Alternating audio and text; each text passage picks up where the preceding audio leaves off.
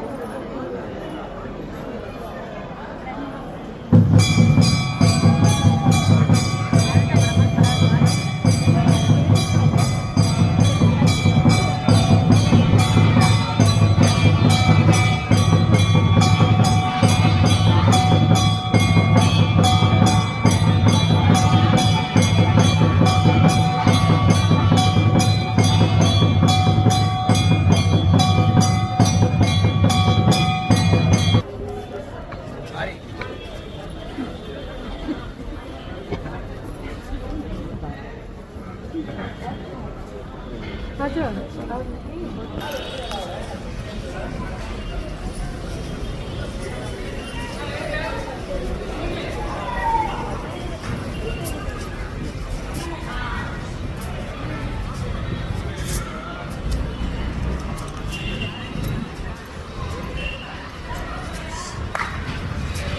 ತೆಗಿಬೇಡಿ.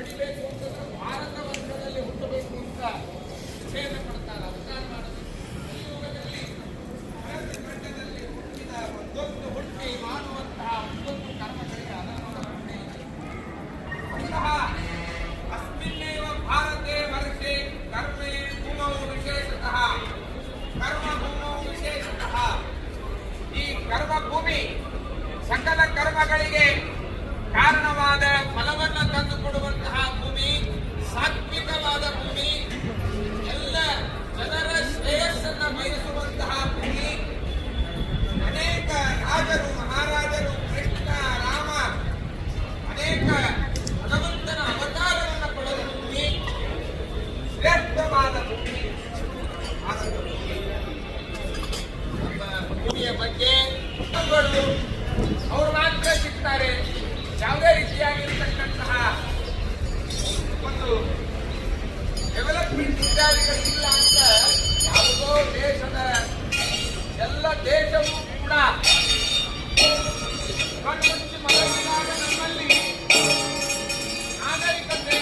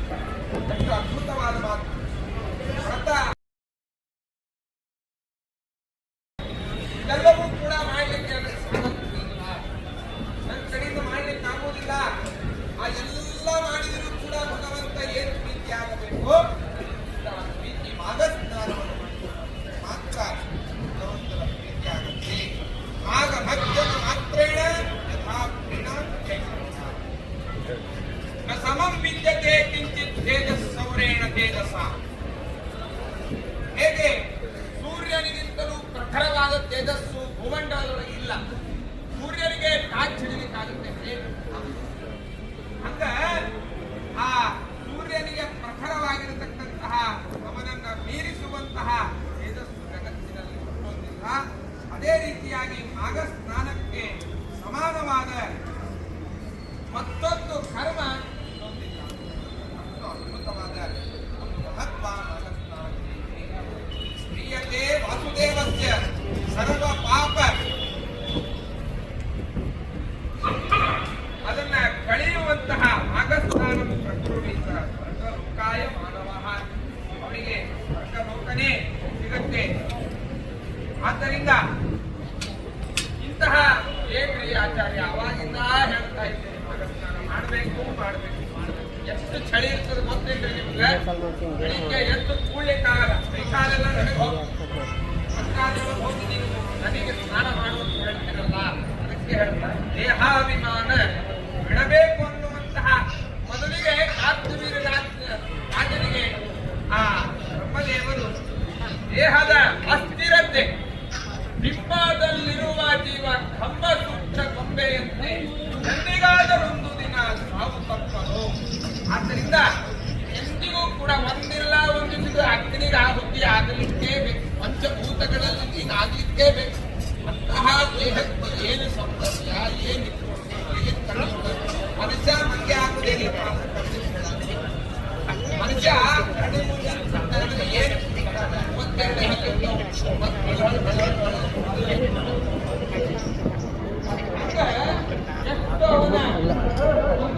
ದೇಹದ ಪೋಷಣೆ, ಲಾಲನ ಪಾಲನ ಒಂಚೂರೇನೂ ಆಗುವುದಿಲ್ಲ. ರಕ್ಷಣೆ ಮಾಡಿದ್ದಾರೆ. ಎಲ್ಲಾದ್ರೂ ಹೋಗಬೇಕು, ಪಾದಯಾತ್ರೆ ಮಾಡಬೇಕು, ನೋಡು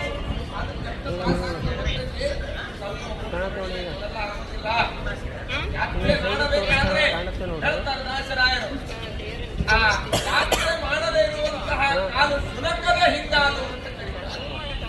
ಏನ್ ಮಾಡೋದು ಇಂತಹ ಕಾಲು? ಪರಮಾತ್ಮನಿಗೆ ಹರಿಗೆರಗದೆ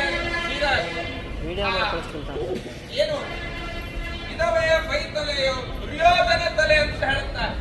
ಸಾಕ್ಷಾತ್ ದುರ್ಯೋಧನ ಕಲಿ ಅಂತಹ ಕಲಿ ಆ ಕಲಿ ಒಳಗೆ ಪ್ರವೇಶ ಮಾಡಿರ್ತಾರೆ. ಅಂತಹ ಕಣ್ಣು, ಕಾಲು, ಕಿವಿ, ಕೈ, ಮೈ, ದೇಹ, ಮನಸ್ಸು ಎಲ್ಲ ಇಟ್ಕೊಂಡು ಏನ್ ಮಾಡಿರ್ತಾರೆ? ಪರಮಾತ್ಮನಿಗೆ ಅರ್ಪಣೆ ಆಗದೇ ಇರುವಂತಹ ಈ ದೇಹ ಎಲ್ಲವೂ ಕೂಡ ಸಾಧನ ಶರೀರವಿದು ನೀ ದಯದಿ ಕೊಟ್ಟದ್ದು ಸಾಧಾರಣವಲ್ಲ ಸಾಧುಪ್ರಿಯನೇ. ಪರಮಾತ್ಮ ಹೇಳಿದಂತೆ ನಿನಗೆ ಯಾವುದಕ್ಕೋ ಈ ಮೋದು ಮಸ್ತಿ ಮಜಾ ಮಾಡ್ಲಿಕ್ಕೆ ದೇಹವನ್ನು ಕೊಟ್ಟಿಲ್ಲ, ನಾನು ಸಾಧನ ಮಾಡ್ಲಿಕ್ಕೆ ಕೊಟ್ಟಿದ್ದೇನೆ. ಮಾನುಷ ಜನ್ಮ ಬಂದದ್ದು ಬಹಳ ದುರ್ಲಭ. ಅದಕ್ಕಾಗಿ ಆ ಪರಮಾತ್ಮ ಅದನ್ನು ಪರಿಪಾಲಿಸಿದಾಗ ಅದರಿಂದ ನಾವು ಸಾತ್ವಿಕವಾದ ವಿಚಾರವನ್ನು ಮಾಡಿ, ಸಾತ್ವಿಕವಾದ ಕರ್ಮವನ್ನು ಮಾಡಿ, ಪರೋಪಕಾರಕ್ಕಾಗಿ ಉಪಯೋಗಿಸಿ ಪರಮಾತ್ಮನ ಅನುಗ್ರಹ ಮತ್ತು ಪ್ರೀತಿಗೆ ಪಾತ್ರರಾಗುವುದಕ್ಕಾಗಿ ದೇಹವನ್ನು ಬಳಸಿಕೊಂಡು ಜೀವನವನ್ನು ಉದ್ಧಾರ ಮಾಡುವುದನ್ನು ಉಪದೇಶ ಮಾಡಿದ್ದಾರೆ ನಮ್ಮ ದೇವರು. ದಾಸರಾಯರು, ಮಹನೀಯರು, ಮಹಾನುಭಾವರು, ರಘುತ್ತಮ ತೀರ್ಥ ಶ್ರೀಪಾದಂಗಳವರು ಬದುಕಿದ್ದಾಗಿಯೂ ಕೂಡ ಇವತ್ತಿಗೂ ಕೂಡ ತಮ್ಮ ದೇಹವನ್ನ ತಪಸ್ಸಿಗಾಗಿ, ವೈರಾಗ್ಯಕ್ಕಾಗಿ ಆ ಜೀವನವನ್ನು ಸಾಕ್ಷಿಯಾಗಿ ಕೊಟ್ಟಿರತಕ್ಕಂತಹ ಮಹಾನುಭಾವರು ರಘುತ್ತಮ ತೀರ್ಥ ಶ್ರೀಪಾದಂಗಳವರು, ಮಹಾಸ್ವಾಮಿಗಳವರು ಬದುಕಿದ್ದಾಗಿಯೂ ಕೂಡ ಕೇವಲ ಶಾಸ್ತ್ರವೊಂದನ್ನು ಹುಟ್ಟಿ ಎಲ್ಲವನ್ನೂ ಪರಿತ್ಯಾಗವನ್ನು ಮಾಡಿ ವೈರಾಗ್ಯವೇ ಜೀವನ ಅಂತ ನಡೆಸಿರ್ತಕ್ಕಂತಹ ಮಹಾನುಭಾವರು ಸತ್ಯ ಪ್ರಮೋದ ತೀರ್ಥ ಶ್ರೀಪಾದಂಗಳವರು, ರಘುತ್ತಮ ತೀರ್ಥ ಶ್ರೀಪಾದಂಗಳು. ಇವತ್ತಿಗೂ ಕೂಡ ಯಾವ ವೈಭವ ಆಡಂಬರಗಳು ಯಾವುದೂ ಕೂಡ ಬೇಡ ಅಂತ ಹೇಳಿ ಸಾಕ್ಷಾತ್ ಸೂರ್ಯನ ಅನುಗ್ರಹವನ್ನು ಪಡೆಯುವುದಕ್ಕಾಗಿ, ತಪಸ್ಸನ್ನು ಮಾಡುವುದಕ್ಕಾಗಿ ನಮ್ಮ ಜೀವನವನ್ನು ಮುಡಿಪಾಗಿದ್ದ ಮಹಾನುಭಾವರು ರಘುತ್ತಮ ತೀರ್ಥ ಶ್ರೀಪಾದಂಗಳು. ಇಂಥವರನ್ನ ಐಡಲ್ ಆಗಿಟ್ಟುಕೊಂಡು ಅವರನ್ನ ನಾವು ಜೀವನದ ಒಂದು ಆದರ್ಶ ಪುರುಷರನ್ನಾಗಿಟ್ಟುಕೊಂಡಾಗ ಜೀವನ ಇದು ಯಾಕೆ ಭಗವಂತ ಕೊಟ್ಟದ್ದು, ಯಾಕೆ ನಮ್ಮ ಜೀವನ, ಹೇಗೆ ನಮ್ಮ ಜೀವನವನ್ನು ನಡೆಸಬೇಕು, ಪುರಾಣ, ಇತಿಹಾಸ, ಶಾಸ್ತ್ರ, ವಾಂಗ್ಮಯ ಎಲ್ಲ ಪ್ರಪಂಚವನ್ನು ಅಧ್ಯಯನ ಮಾಡಿದರೆ ಏನು ಜ್ಞಾನದ ಪರಾಕಾಷ್ಠೆ ಸಿಗತ್ತೆ, ಅದರಲ್ಲಿ ಯಾವ ರೀತಿಯಾದ ಆನಂದ ಇದೆ ಅಂತ ತೋರಿಸಿಕೊಟ್ಟ ಮಹಾನುಭಾವರು ಶ್ರೀಪಾದಂಗಳವರು, ಇವತ್ತಿಗೂ ಕೂಡ ಯಾವ ಛಾಯೆ ಇಲ್ಲದೆ, ಯಾವ ಒಂದು ನೆರವಿಲ್ಲದೆ ತಪಸ್ಸಿಗಾಗಿ ಆ ಮಹಾನುಭಾವರ ಒಂದು ಜೀವನ ಚರಿತ್ರೆಯನ್ನು ಓದಿದಾಗ ಒಂಚೂರು ಏನಾದ್ರೂ ಮನಸ್ಸಿನಲ್ಲಿ ಮಾರ್ಪಾಡಾಗುತ್ತೆ.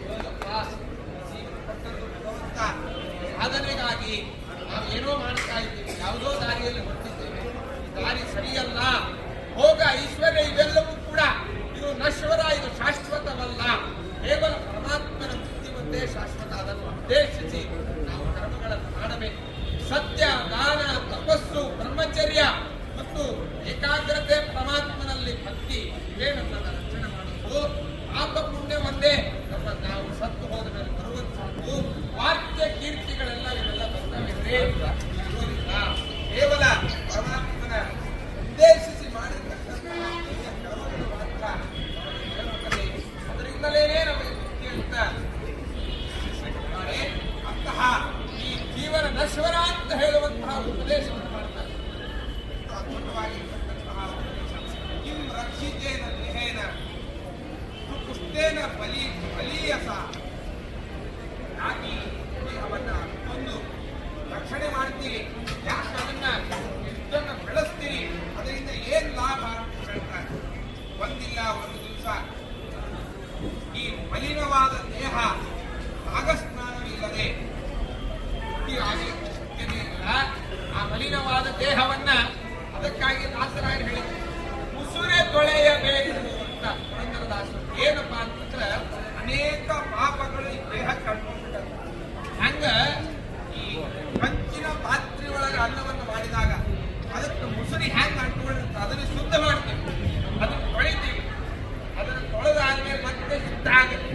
ಹಂಗ ಅವಾಗ ಇದನ್ನ ಬಲವಾಗಿ ಬಿಟ್ಟಿದ್ದೆ ಅಂತ ಕನ್ನಡವರು ರಾಜರು ಅಂದ್ರೆ ಸಣ್ಣವರಿದ್ದಾಗಿದ್ದಲೇನೆ ಧರ್ಮದ ಕಡೆಗೆ ನಾವು ಏನ್ ಮಾಡಬೇಕು, ಆ ರತಿಯನ್ನ ಬೆಳೆಸಬೇಕು. ಆದ್ದರಿಂದ ಈ ದೇಹ ಅದಕ್ಕಾಗಿ ಕೊಟ್ಟದ್ದು ಹೇಳ್ತಾರೆ. ಜರಾ ಶೋಕ ವಿಪತ್ ವ್ಯಾಪ್ತಂ ರೋಗ ಮಂದಿರ ಮಾರುತಂ. ಹೆಂಗದಪ್ಪ ಅಂತಂದ್ರೆ ಈ ದೇಹ ಮುಕ್ತಿಯಿಂದ ಕೂಡಿದ್ದದ. ಎಂದಿಗೂ ಕೂಡ ಹೀಗೆ ಲಕ್ಕಾಗಿ ಕಂಟ್ರೋಲಾಗಿ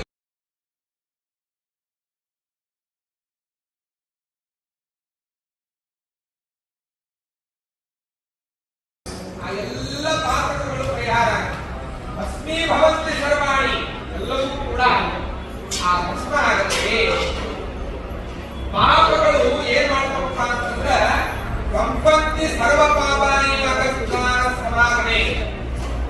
ಯಾರಾದ್ರೂ ಕೂಡ ನಾಗಸ್ನಾನ ಹತ್ರ ಬಂತು, ನಾನು ನಾಗಸ್ನಾನ ಮಾಡಬೇಕು ಮನಸ್ಸಿನಲ್ಲಿ ಸಂಕಲ್ಪ ಮಾಡಿದ್ರೆ ದೇಹದೊಳಗಿರ್ತಕ್ಕಂತಹ ಎಲ್ಲ ಪಾಪಗಳು ಕಂಪನ ಮಾಡುತ್ತವೆ. ಏನಪ್ಪ ಯಾವುದೇ ಆಶ್ರಯ ಇಲ್ಲ, ಹೋಗಬೇಕೆಂದು ಹೊರಗಂತ ಹೇಳಿ ಎಲ್ಲವೂ ಕೂಡ ನಡೆಯುತ್ತಾವೆ. ನಾಶಕಾಲೋ ಎಲ್ಲವೂ ಕೂಡ ಆ ಪಾಪಗಳು ಮಾತಾಡ್ಕೋತಾವೆ.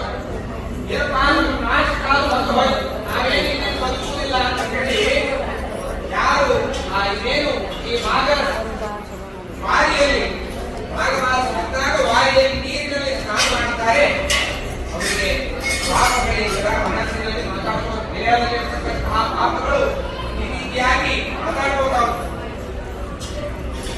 ಏವಂ ಕೌಶಲ್ಯ ಪಾಪಾನಿ ದೃಷ್ಟ್ವಾ ಸ್ನಾನೋದ್ಯತಂ ಪಾಲಕಾರಿ ಬದಿಕ್ಯಂತೆ ಮಾಘಸ್ನಾನೇ ನರೋತ್ತಮ. ಈ ಮಾಘಸ್ನಾನದಿಂದ ಮನುಷ್ಯ ಒಳ್ಳೆಯ ಪ್ರಖರವಾದ ಕಾಂತಿಯನ್ನು ಪಡೆಯಲಿಕ್ಕೆ ಶಕ್ತಿ ಇದೆ. ಎಲ್ಲಾ ಪಾಪಗಳ ಪರಿಹಾರ ಆಗಿದೆ. ಆದ್ದರಿಂದ ವಿಮುಕ್ತ ಸರ್ವಭಾವೇಗಳು ಹೇಗೆ ಹೇಗೆ ಪ್ರೇಮ ಚಂದ್ರಮಾಹ ಹಂಗ ಮಾಡಿ ಸರದ ಮೇಲೆ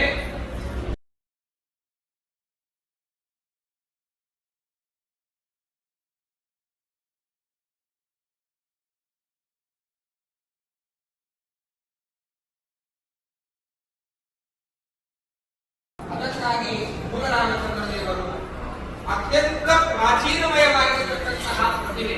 ನಮಗೆ ಅದು ತಾಮ್ರಮಯವಾದ ಪ್ರತಿಮೆ ಅಂತ ಅನಿಸಬಹುದು, ಆದ್ರೆ ಜ್ಞಾನಿಗಳಿಗೆ ಒಳಗಣ್ಣಿನಿಂದ ನೋಡಿದಾಗ ಆ ಸಚ್ಚಿದಾನಂದ ರೂಪಿಯಾಗಿರತಕ್ಕಂತಹ ಪರಮಾತ್ಮನೇ ಅಲ್ಲಿ ನಿಂತು ಗುರುಗಳಿಂದ ಸೇವೆಯನ್ನು ಸ್ವೀಕಾರ ಮಾಡಿದ್ದಾರೆ. ಅಂತಹ ನಿದರ್ಶನಗಳನ್ನು ನಾವು ಕೇಳ್ತೇವೆ. ಇದೇ ರೂಪದಲ್ಲಿ ಇದ್ದ ಶ್ರೀಪಾದಗಳವರು ತಮ್ಮ ದಿವ್ಯವಾದ ಆ ನೇತ್ರದಿಂದ ಪರಮಾತ್ಮನನ್ನ ದರ್ಶನ ಮಾಡಿ ಪೂಜೆ ಮಾಡಿರ್ತಕ್ಕಂತಹ ಮಹಾನುಭಾವರು. ಇದೇ ರಾಮಚಂದ್ರ ದೇವರ ಅನುಗ್ರಹದಿಂದ ಸತ್ಯಬೋಧ ತೀರ್ಥ ಶ್ರೀಪಾದಗಳವರು ರಾತ್ರಿ ಕಾಲದಲ್ಲಿ ಸೂರ್ಯನನ್ನ ತೋರಿಸಿರ್ತಕ್ಕಂತಹ ಮಹಾನುಭಾವರು.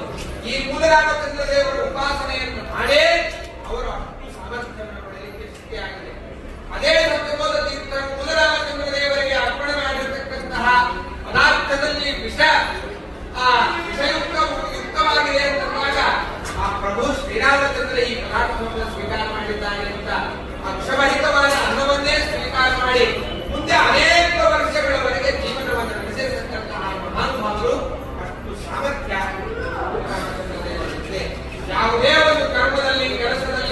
ಜಯ ಸಿಗಬೇಕು ಅಂತಂದ್ರೆ ಅದರ ಭಾರವನ್ನ ಬರುವಂತಹ ಪರಮಾತ್ಮ ದಿಗ್ವಿಜಯ ರಾಮಚಂದ್ರ ದೇವರು. ಆ ದಿಗ್ವಿಜಯ ರಾಮಚಂದ್ರ ದೇವರನ್ನ ಸಾಕ್ಷಾತ್ ಆ ವಾಯುದೇವರು ಅವತಾರರಾಗಿರತಕ್ಕಂತಹ ಶ್ರೀಮದಾಚಾರ್ಯರು ತಮ್ಮ ಕರಕಮಲದಿಂದ ಪೂಜೆ ಮಾಡಿರ್ತಕ್ಕಂತಹ ಮಹನೀಯ ಮಹಾನುಭಾವರು ಪೂಜೆ ಮಾಡಿರ್ತಕ್ಕಂತಹ ಒಂದು ಪ್ರತಿಮೆ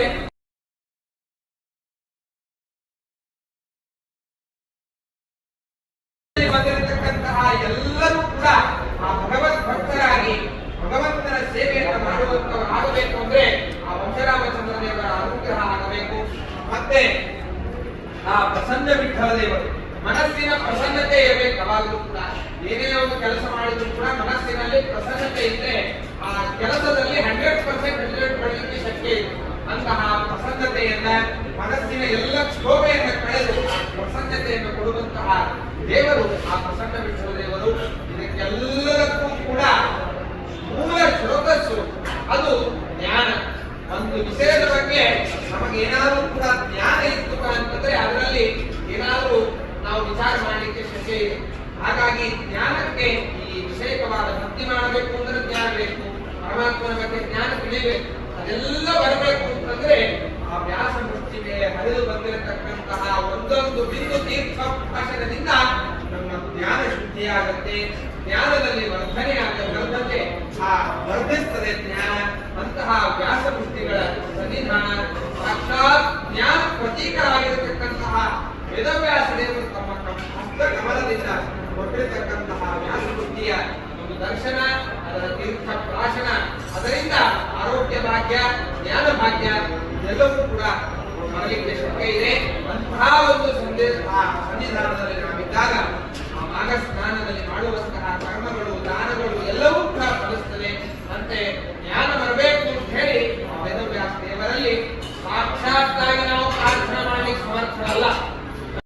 ನಿರಂತರವಾಗಿ ಜಗತ್ತಿನಲ್ಲಿ ಆ ಧರ್ಮಶಾಸ್ತ್ರ, ಧರ್ಮ ಕಾರ್ಯಗಳು, ಜ್ಞಾನದ ಪ್ರವಾಹ ಹರಿತಾನೇ ಇರಬೇಕು ಅಂತ ಆ ಗುರುಗಳು ದೇವರಲ್ಲಿ ಪ್ರಾರ್ಥನೆಯನ್ನು ಮಾಡ್ತಾರೆ. ಅದರಿಂದ ನಮಗೆ ಮಂಗಳ ಉಂಟಾಗುತ್ತೆ. ಅಂತಹ ಎಲ್ಲ ರೀತಿಯಾದ ಧರ್ಮ ಕಾರ್ಯಗಳು ನಮ್ಮ ಜೀವನದಲ್ಲಿ ನಡೆದು ನಾವು ಒಳ್ಳೆ ಪುಣ್ಯವನ್ನು ಗಳಿಸುವಂತಹ ಸಂದರ್ಭ ನಮ್ಮ ಜೀವನದಲ್ಲಿ ಬರಲಿ ಅಂತ ಗುರುಗಳ ಪಾದಾರಗಳಲ್ಲಿ ಪ್ರಾರ್ಥನೆಯನ್ನು ಮಾಡ್ತಾ ನಮ್ಮ ಎರಡು ಮಾತುಗಳಿಗೆ ವಿರಾಮವನ್ನು ಹೇಳ್ತಾ ಇದ್ದೇನೆ.